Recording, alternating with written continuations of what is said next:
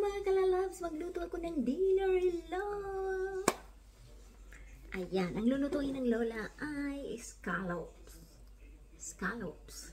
Ang halo niyan ay bawang lang, tapos konting spring onion, may unting asukal, at yan lang, soy sauce. And eto, haricot. Huwag nyo nang tingnan si Lola nyo. Ayan.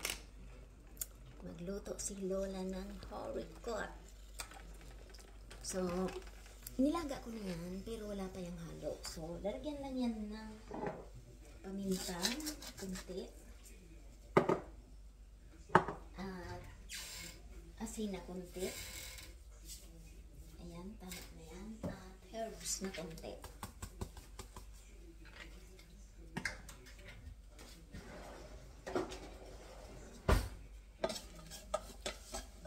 Ayan. Yan ang aming haricot. O ang tawag dito sa France ay haricot. Sa Pilipinas ay Baguio beans. So, ayan. Luto na yan. Ay, dito ko wala para mainit. Ay, wag. So, patay na natin yan. Palakasin na natin to. So, ako yung naglalagay ng tulog na mantika lang. Konti lang. Kasi bawal si Lola ng maraming. Ayan.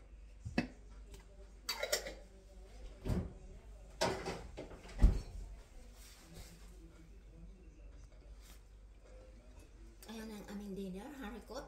Haricot in France. Baguio beans in Philippines. May konting pasta. Ayan.